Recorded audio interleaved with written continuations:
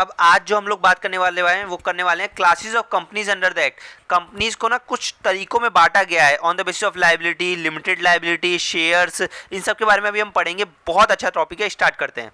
The growth of the economy and the increase in the complexity of the business operation in the corporate world was held to the emergence of different forms of corporate organisation.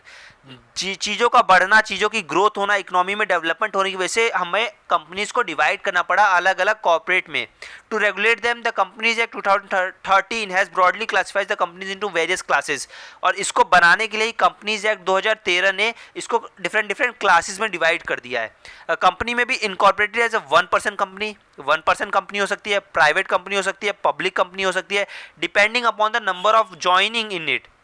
Depend करता है कि कितने person ने इसको join करा है। Again it may be other as unlimited company, limited by shares company, limited by guarantee, या दोनों कंपनियां। On the basis of control भी उसमें हो सकता है, जैसे कि associate company, holding company, subsidiary company. ठीक है, कुछ कंपनीज ऐसे होते हैं जो फॉरेन कंपनीज होती हैं, गवर्नमेंट कंपनीज होती हैं, स्मॉल कंपनीज होती हैं, dormant company, Nidhi company, company for charitable company, जिसको हम लोग क्या बोलते हैं, एनपीओ बोलते हैं, नॉट फॉर प्रॉफिट ऑर्गेनाइजेशंस बोलते हैं। तो इन सब के बारे में हम पढ़ेंगे। स्टार्ट करते हैं on the basis of liability पहले, कि लाइबिलिटी के बेसिस पे कितना अगर नुकसान हुआ तो हम लोगों को कितना पे करना पड़ेगा, उस चीज़ के बेसिस पे करते हैं। तो पहला है company limited by shares. Company limited by shares का क्या मतलब है? सेक्शन 222 सब सेक्शन पढ़ते हैं इसको, सेक्शन 2, और फिर वो जो ब्रैकेट में लिखा रहता है ना उसको पढ़ते हैं सब सेक्शन 22। तो section 2 sub section 22 of the companies act 2013 defines that when the liability of the member is limited by its memorandum of association to any if any unpaid on the shares held by them, it is known as company limited by shares। देखो इसका समझना बहुत मुश्किल नहीं है, बहुत आसानी तरीके से मैं समझाऊंगा, ध्यान समझना। 10 रुपये का शेयर है, ठीक है, मैंने खरीदा है और मैंने उसमें से 10 रुपये में मैंने एप्लीकेशन अमाउंट पे कर दिया, मैंने अलॉटमेंट पे कर दिया, मैंने फर्स्ट कॉल पे कर दिया। तो मतलब मैंने एप्लीकेशन पे 2 रुपये पे करे, अलॉटमेंट पे 5 रुपये पे करे और फर्स्ट कॉल पे 1 रुपये पे करा। तो मैंने 8 रुपये पे कर चुका हूँ ना, 5 + 2 + 1, 8 रुपये में पे कर चुका हूँ। तो मैंने पे नहीं किए कितने, 2 रुपये मैंने पे नहीं करे। तो यहाँ पे वही 2 रुपये चीज़ के बारे में बात हो रही है कि अनपेड अमाउंट कितना है। अनपेड अमाउंट जो 2 रुपये मैंने नहीं पे करे हैं ना, अगर कंपनी कभी भी डिसोल्यूशन में जाती है, कभी इसका लिक्विडेशन होता है, तो मैं वो वही 2 रुपये बस पे करूँगा। मेरे से कोई मेरे 8 रुपये नहीं ले सकता, वो 8 रुपये तो मैं दे चुका हूँ ना कंपनी को, तो मेरे से सिर्फ वो 2 रुपये लेगा जो मैंने अनपेड करे होंगे। इसी चीज़ के बारे में यहाँ बात हो रही है। फिर से पढ़ता हूँ मैं। When the liability of the members of the company is limited by the memorandum of association to the amount if any unpaid, वो unpaid on the shares held by them, it is known as company limited by shares। जिसके shares पे जो unpaid amount होगा सिर्फ वही दिया जाएगा। If thus implies that for the meeting of the debt of the company, the shareholders may be called upon to contribute only to the extent of the amount which remain unpaid on his shareholding। जो amount मैंने अभी तक पे नहीं किया होगा सिर्फ मैं वही पे करूंगा। His separate property cannot be encompassed to meet the company's debt। मेरे पर्सनल प्रॉपर्टीज का इस्तेमाल नहीं किया जाएगा कंपनी के कर्जों को खत्म करने के लिए। It may be worthwhile to know that though a shareholder is the co-owner of the company, he is not co-owner of the company's asset। वो co-owner है कंपनी का, लेकिन कंपनी के एसेट्स का co-owner नहीं है वो। The ownership of the asset remains with the company। Ownership आज भी कंपनी के पास ही है। Because of its natural as a legal person, the extent of the rights and the duties of shareholders as co-owners is measured by his shareholding। यहाँ तक समझ में आ गया होगा, बहुत अच्छे तरीके से कंपनी लिमिटेड बाय शेयर्स पढ़ लिया है। आगे बात करते हैं company limited by guarantee. Company limited by guarantee बहुत आसान है। कितनी गारंटी मैं ले लेता हूँ स्टार्टिंग में ही उतने में ही दूंगा, उससे ज़्यादा 1 रुपये नहीं देने की जरूरत है। Section 2 subsection 21 of the Companies Act 2013 defines it as the company having the liability of its member limited by the memorandum to such amount as the member may be respectively undertaken by the memorandum to contribute to the assets of the company in the events of its winding up। सिर्फ वही liability में पे करूंगा company limited bye liability में guarantee में जितने मैंने बोले होंगे अपने मेमोरेंडम के अंदर, एमओए बनाते वक्त जितना मैंने लिखा होगा कि मैं दूंगा उतने ही मैं दूंगा। Thus, the liability of the member of a guaranteed company is limited to the stipulated sum mentioned in the memorandum। जितना मेमोरेंडम में दिया होगा मैं उतने ही दूंगा। Members cannot be called upon to contribute beyond the stipulated sum। उससे ज़्यादा amount मुझे देने की कोई ज़रूरत नहीं है। The common feature between a guaranteed company and the company having a shareholders are legal personality and limited liability।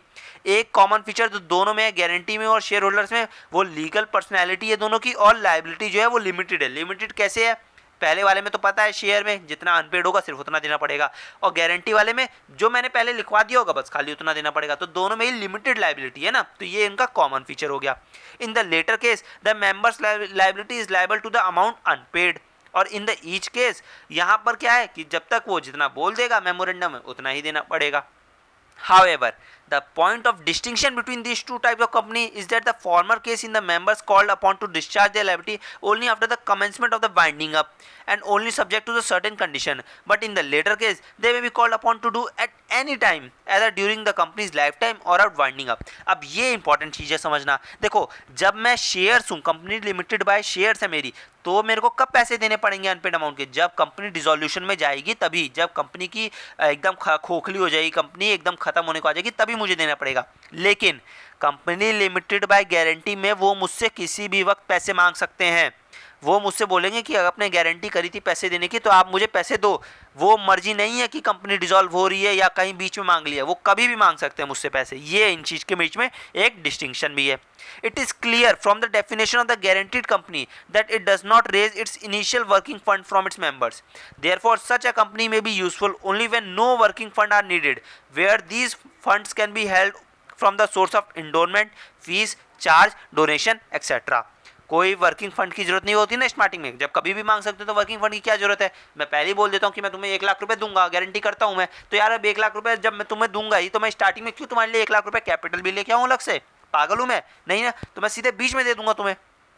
ये चीज़ें यहाँ पे। इन नरेंद्र कुमार अग्रवाल वर्सेस सरोज मालू, ये एक केस स्टडी है।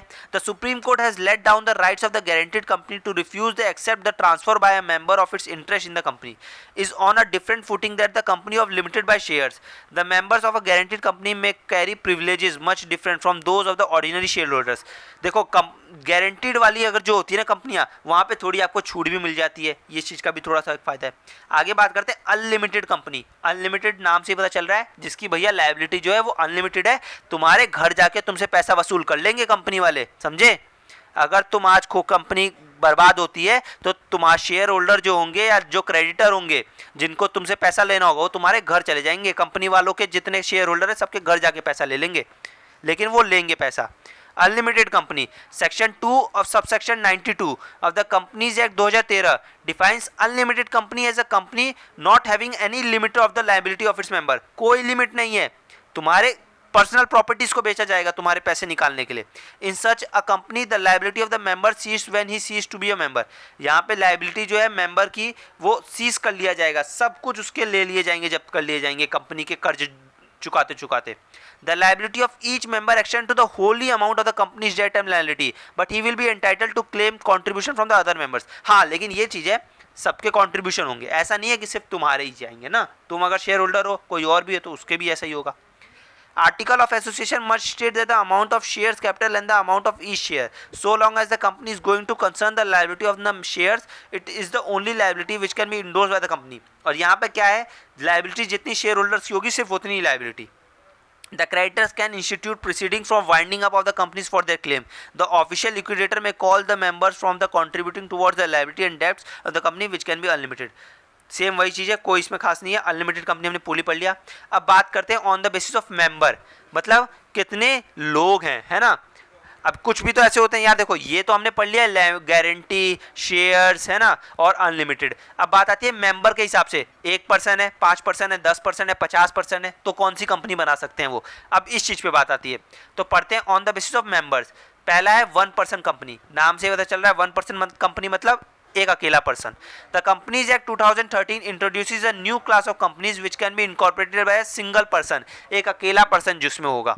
Section 2 subsection 62 of the Companies Act 2013 defines a one-person company as a company which has only one member, a member। इसमें सिर्फ एक मेंबर होगा, एक अकेला मेंबर होगा। 1% company has been introduced to encourage entrepreneurship and cooperative of business. इसका encourage करा जा रहा है किस लिए? एंटरप्रेन्योरशिप के लिए। OPC differs from sole proprietor concern in an aspect that OPC is a separate legal entity with a limited liability of the member, whereas in case of sole proprietary, the liability of the owner is not restricted and it extends to the owners entry entire asset contributing to the official in person. OPC में क्या है, OPC एक separate legal entity है, ठीक है, मानते हैं separate legal entity है। लायबिलिटी जो है वो भी लिमिटेड है ओपीसी में, 1% कंपनी है। इस कंपनी का फायदा यही है, लोग बोलते हैं भाई ये सोल प्रोप्राइटर और 1% कंपनी में क्या अंतर है। भाई सोल प्रोप्राइटर जो होता है उसमें क्या होता है कि जो ओनर होता है वही कंपनी खोलता है और उसके पर्सनल एसेट भी लायबिलिटी होते हैं। लेकिन 1% कंपनी में क्या है कि मेंबर एक रहेगा, चलाने वाला एक रहेगा, लेकिन इसका मतलब ये नहीं है कि वो अपने घर के सामान बेचेगा, नहीं, उसकी लायबिलिटी जो है वो लिमिटेड रहेगी, समझे। और 1% कंपनी में भी सेपरेट लीगल एंटिटी होती है, मतलब जो कंपनी है उसके अलग नाम पे एसेट परचेज होंगे, उसका एक कॉमन सील होगा, वो सेपरेट रहेगा, और जो मेंबर है वो सेपरेट रहेगा।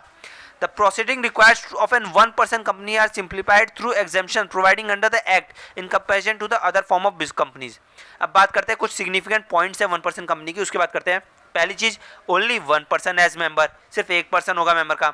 Minimum paid up capital no limit prescribed, कोई भी लिमिट नहीं है कि इतने ही कैपिटल लाया जाएगा। The memorandum of OPC shall indicate the name of the other person who shall, in the event of the subscriber's death of his incapacity to contract, becomes the member of the company। उसमें नाम लिखवाना पड़ेगा भाई अपने nominee का कि अगर मुझे कुछ हो जाता है, कल को मैं मर जाता हूं, तो मेरी जगह कौन आके इस कंपनी को चलाएगा। The other person whose name is given in the memorandum shall give in his prior written consent to prescribed form, and the same shall be filled with the registrar of the company and the limitation of the time of incorporation. अब क्या है इसमें, जो nominee बनेगा उसको एक return लिखना पड़ेगा कि मैं इसका नॉमिनी बनने के लिए तैयार हूं, और उसको ROC registrar of the company पे भी जमा करवाना पड़ेगा। किस टाइम पे, इनकॉर्पोरेशन के टाइम पे। Such other person may be given right to withdraw his concern, और उसको भी राइट दिया जाएगा कि कभी भी अपने कंसर्न को विड्रॉ करो, और तुरंत दूसरे वाले को बोला जाएगा कि एक नया रखो। The member of OPC may at any time change the name of such other person by giving a notice to the company and the company shall intimate the same to the registrar. कभी भी जो member है OPC का वो अपने nominee का, अपने उसका नाम बदल सकता है ना, पर्सन का नाम बदल सकता है, लेकिन कब बदलेगा, नोटिस देना पड़ेगा रजिस्ट्रार में। Any such change in the name of the person shall be not be deemed by altering of the memorandum, और कोई भी ऐसा चेंज होगा वो मेमोरेंडम में अल्टर करके दिखाने की जरूरत नहीं है। Only a natural person who is an Indian citizen, whether resident in India or otherwise has stayed in India for a period of not less than 120 days during an immediate preceding financial year। ये बहुत important point है, ध्यान समझना। क्या कहा गया इसमें, इसमें यह बोला गया है कि कौन बन सकता है नॉमिनी, है ना। तो वही बनेगा जो इंडियन सिटीजन होगा या फिर इंडिया में रहता होगा। इंडियन सिटीजन होगा तब तो कोई दिक्कत नहीं है, अगर इंडिया में रहता होगा तो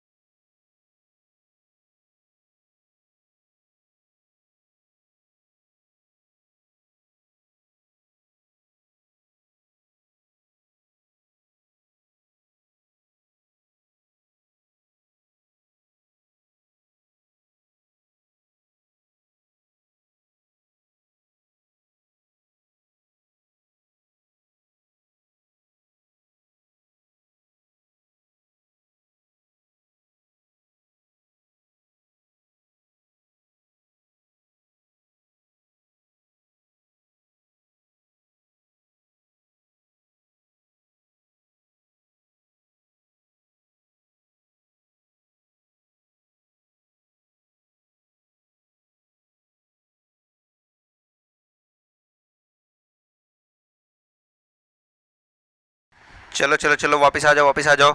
हो गया टाइम ओवर, हो गया ब्रेक ओवर। स्टार्ट करते हैं अपना फिर से। On the basis of control से पढ़ना है इस बार हमें। फटाफट सारे लोग वापस आ जाओ। 20-10 सेकंड बाद स्टार्ट कर देंगे हम लोग, ठीक है। बैठ जाओ, पानी की बोतल पास में रख लो, बुक खोल लो अपनी हाथों में, मेरे साथ रीडिंग करना स्टार्ट करो। On the basis of control से होल्डिंग और subsidiary companies. Holding and subsidiary companies are relative term, दोनों एक दूसरे से मिले हुए टर्म्स हैं, एक दूसरे से कुछ ना कुछ लिंक है दोनों का ही।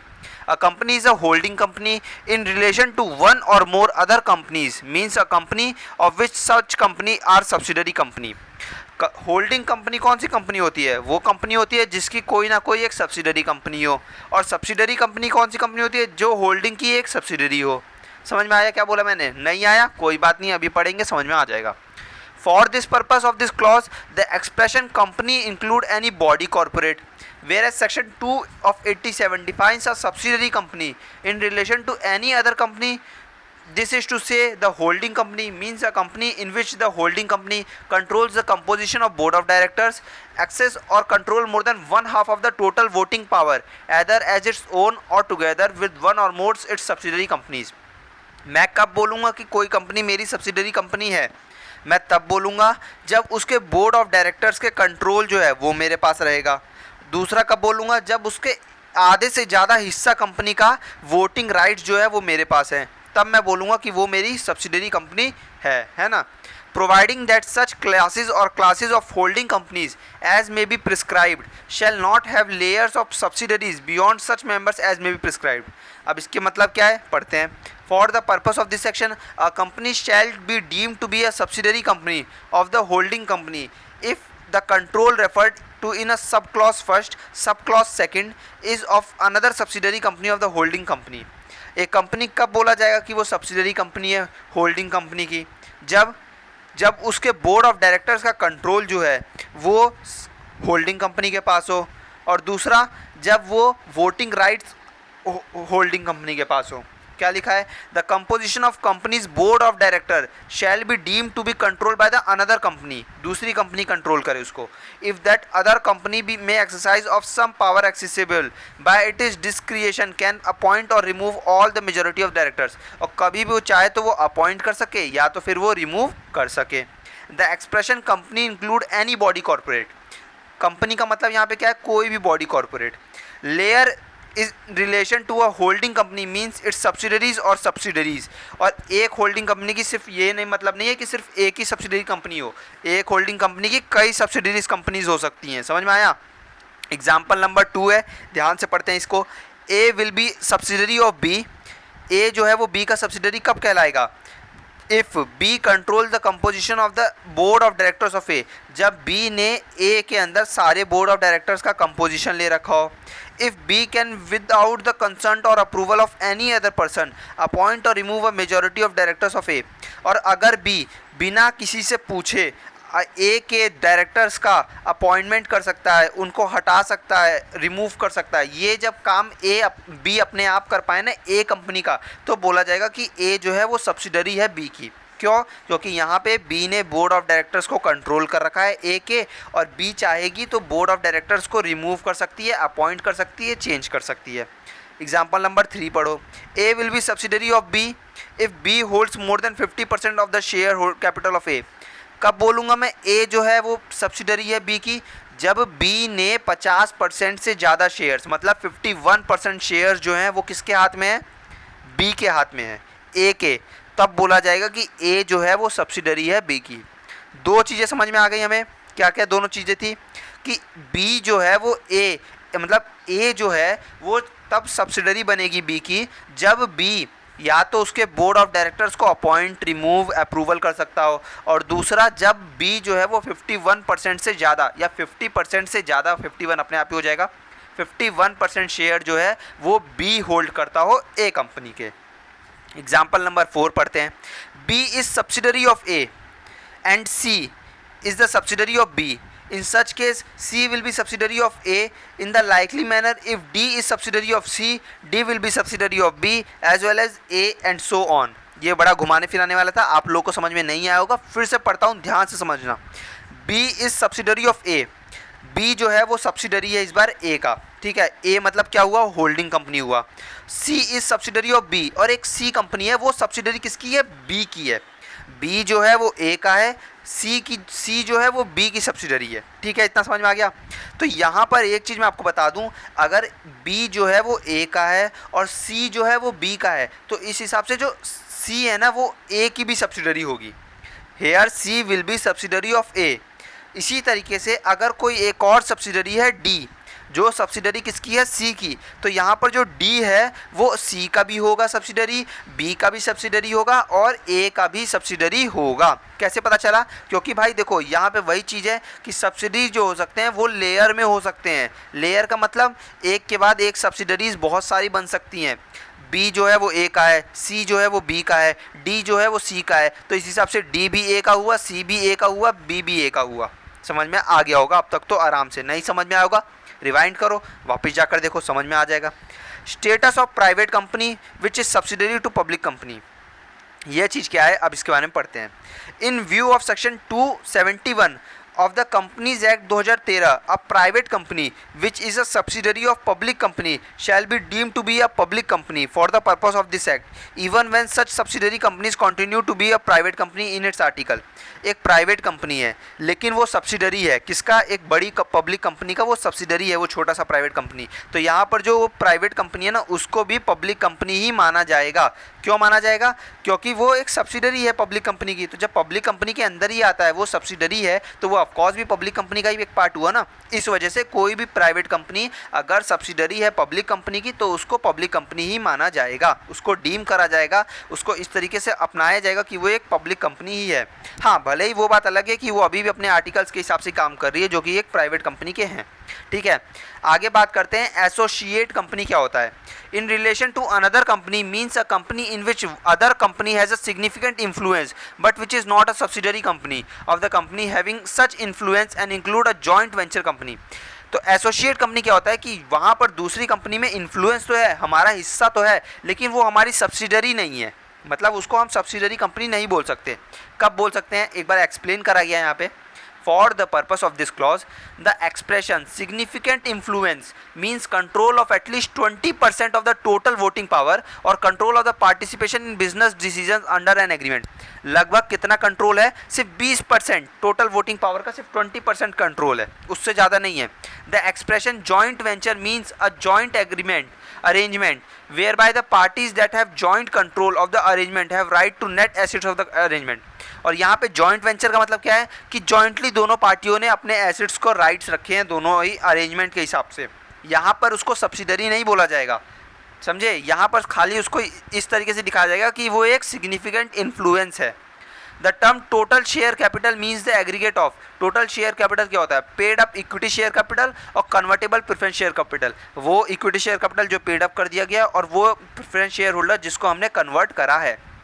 This is a new definition instead in 2013 act, ठीक है। कोई यहाँ पे कोई खास नहीं है। एग्जाम्पल नंबर 5 पढ़ते हैं अब। A limited is a public company. A limited क्या है, एक पब्लिक कंपनी है। And hold 23% of the share capital in B limited, और 23% जो है वो शेयर कैपिटल किसका होल्ड करती है, बी लिमिटेड का। And 15% share capital of C limited, और 15% किसका करती है, सी लिमिटेड का। By virtual of the share holder proportion B limited will be known as associate company of A limited.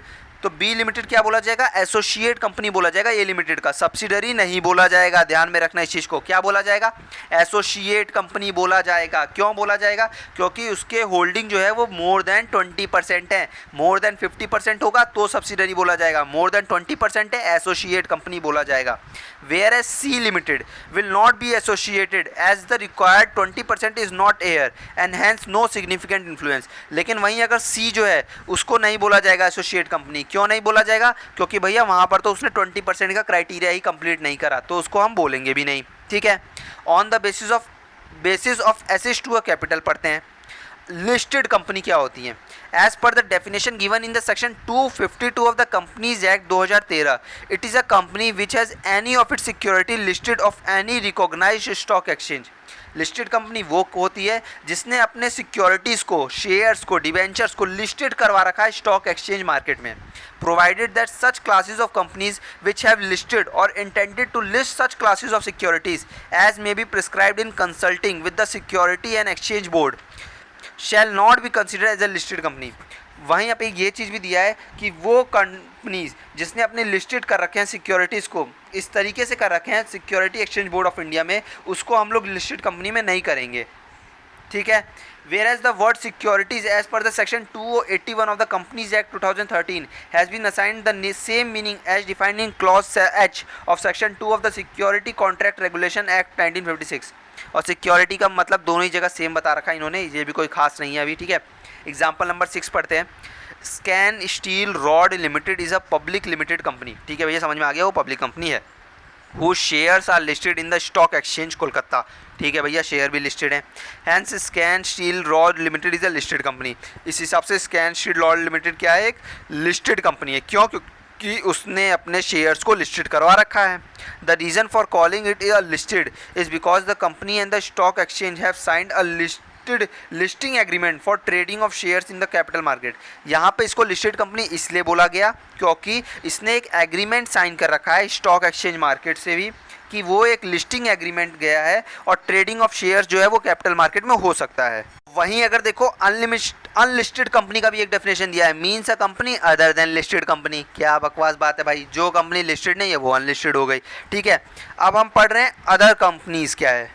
चलो चलो जाग जाओ, सो मत, अभी हम अदर कंपनीज पढ़नी है. आज मैं पढ़ाऊंगा तुम्हें. कब तक पढ़ाऊंगा मैं?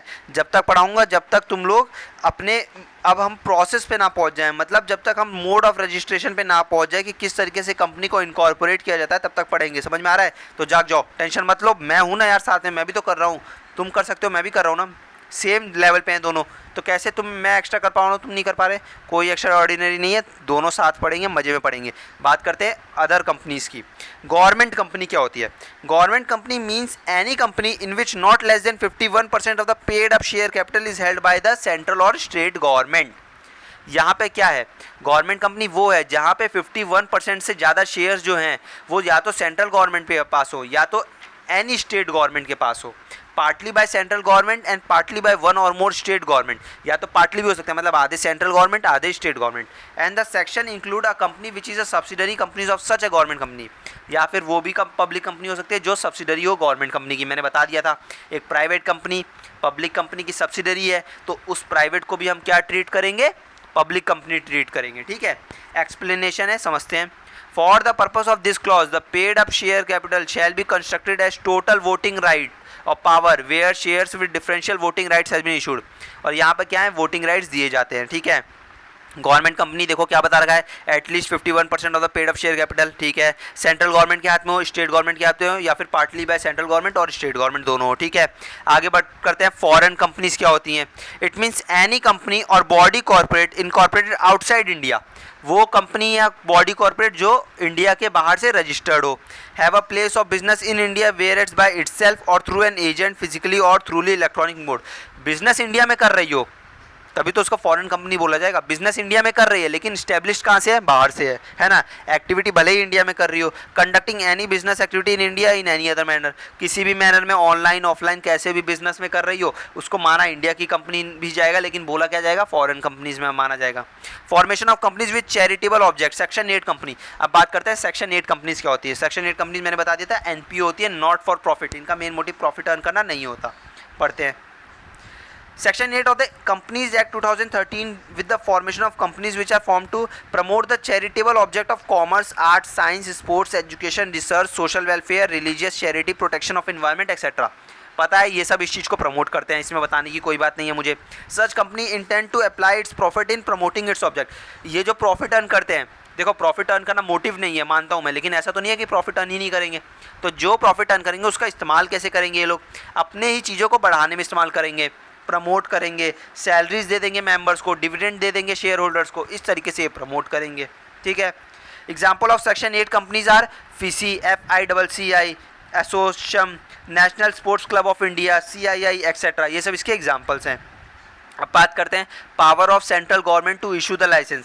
सेंट्रल गवर्नमेंट के पास इस पावर होता है ऐसे लाइसेंस को इशू करने का। Section 8 allows the central government to register such person or associate of person as a company with limited liability without the addition of word limited or private limited to its name by issuing license or such condition as it deems fit.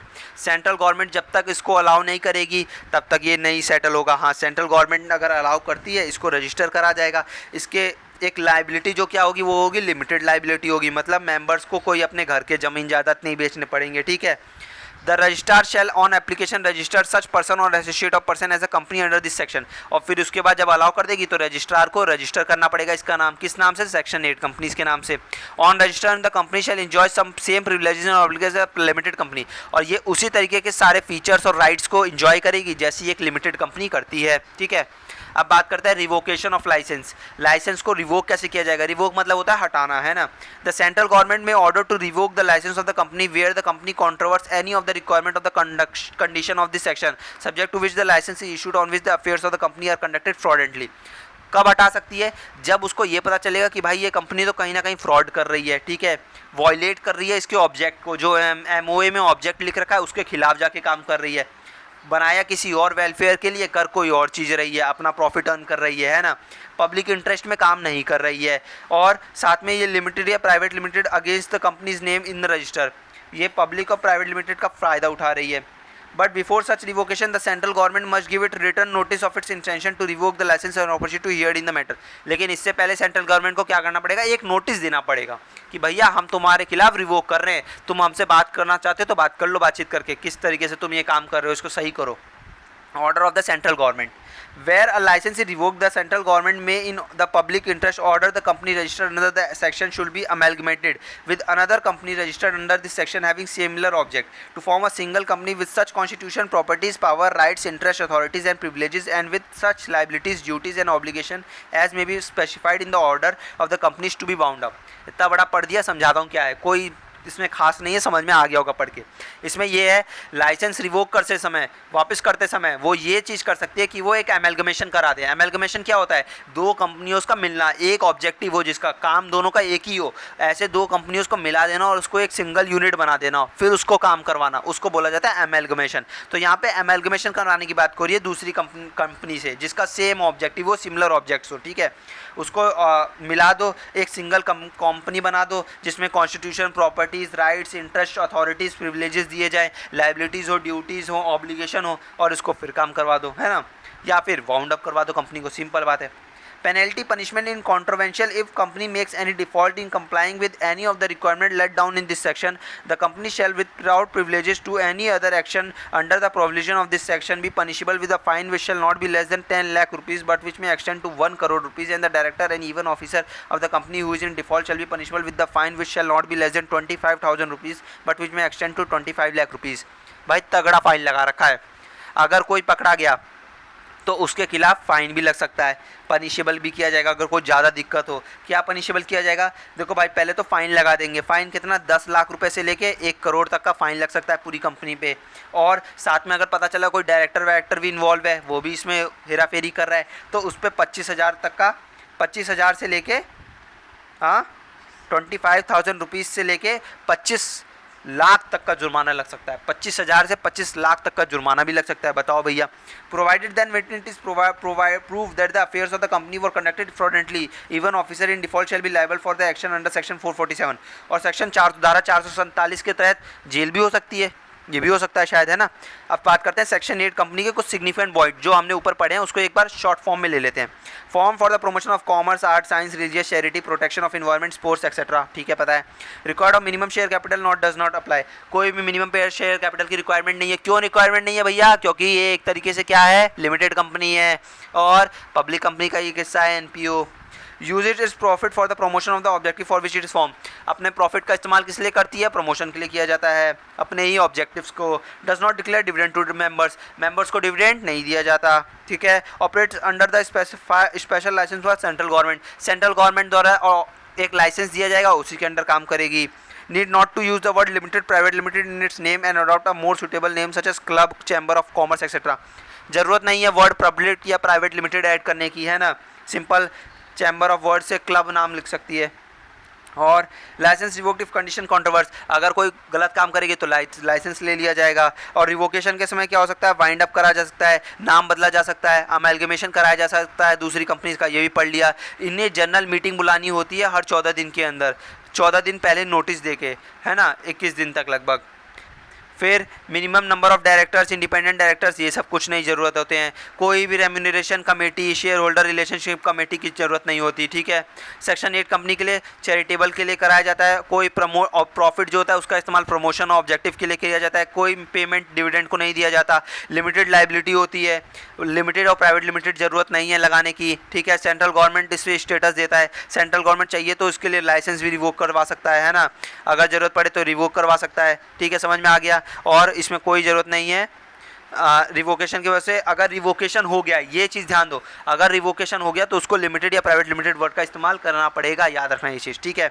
आगे बात करते हैं dormant companies क्या होती हैं। Dormant companies बताने से पहले फिर 2 मिनट का ब्रेक ले लो, 40 मिनट हो चुके हैं पढ़ते हुए, मज़ा आ गया होगा पढ़ते हुए, पढ़े हुए 40 मिनट से लगे हुए मेरे साथ, मैं भी लगा हुआ हूँ। 2 मिनट का ब्रेक लो, फिर आते पढ़ाते हैं। चलो अब बात करते हैं डोरमेंट कंपनी क्या है। ब्रेक नहीं लिया भाई, वीडियो रोक के ब्रेक लेना था, ठीक है ना, कोई दिक्कत नहीं है। बात करते हैं डोरमेंट कंपनीज क्या होती हैं। Where a company is formed and registered under this act for a future project or to hold an assets on an intellectual property and has no significant accounting transaction such as company or as an inactive company as may be make an application to the registrar in such a manner as may be prescribe for obtaining the status of dormant company.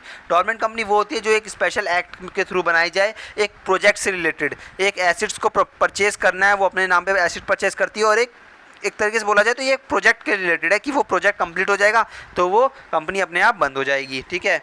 Inactive company means a company which has not been carrying on any business or operation or has not made any significant accounting transaction during the last 2 financial year or has not filed financial statement and annual return during the last 2 financial year. Inactive company किसे बोला जाता है, वो company जिसने ना ही पिछले कोई 2 साल से अपनी एक्टिविटी करी हो, जिस तरीके का वो काम करती है उसके ऑब्जेक्टिव के उसने कुछ करा ही ना हो, है ना, उसको क्या बोला जाता है, इनएक्टिव कंपनी। वो एक्टिव ही नहीं है कंपनी, है ना। और या तो फिर एट लास्ट 2 फाइनेंशियल ईयर में उसने कोई अपने एनुअल रिटर्न ही फाइल ना करो, ठीक है, कोई टैक्स का दिक्कत ही नहीं हो रहा, टैक्स ही नहीं बन रहा उसका। अब बात करते हैं एक कंपनी क्या बोला जाएगा, है ना। Significant accounting transactions mean any transaction other than payment of fees by company to the registrar, payment made by it to fulfill the requirement of the act or any other law, allotment of share to fulfill the requirement of this act, payment for maintaining of its office and record। क्या है भाई ये चीज़, मुझे तो नहीं समझ में आया, छोड़ो आगे बढ़ते हैं। मीनिंग ऑफ निधि कंपनी क्या होता है, निधि कंपनी, है ना। Section 406 of the companies act 2013 क्या बताता है, इन दिस सेक्शन निधि और mutual benefits society means a company which the central government may by notification on the official gazetted declares to be a निधि और mutual benefit society as the case may be। Nidhi company समझते हो, जब mummy लोग आसपास घर की committee खोलते हैं ना तो उसको निधि कंपनी ही बोला जा सकता है। इसमें क्या होता है भाई, औरतें होती हैं अपने आपस में ही कुछ करती हैं, खोलती हैं, जिसको which the central government may by notification in official gazette declares to be a निधि और म्यूचुअल बेनिफिट। म्यूचुअल बेनिफिट के लिए एक आपस में संबंधी के लिए, कोई किसी को लोन दे रहा है, कोई किसी को लोन दे रहा है ना, ब्याज में उठा लिया पैसा, तो वो उस तरीके से निधि होता है, इसको सेंट्रल गवर्नमेंट ने मान्यता दे रखी है। अब बात करते हैं पीएफआई क्या होता है, public financial institutions. By virtue of section 2 of 72 of the companies act 2013 the following institution are to be regarded as public financial institution: the Life Insurance Company Corporation of India LIC establish under the life insurance corporate act 1956 के अंदर है, उसको एक public financial institution है, ठीक है, हमारे पैसों के लिए काम किया जाता है। Infrastructure development finance company limited, infrastructure development company आती है। Specific company refer to the unit trust of India trust transfer of undertaking and repealing act 2002। Institution notified by the central government under the section 44(2) of the companies act 1956, ठीक है। Such other institution as may be notified by the central government in consulting with the reserve bank of India. Condition for an institution to be notified as PFI.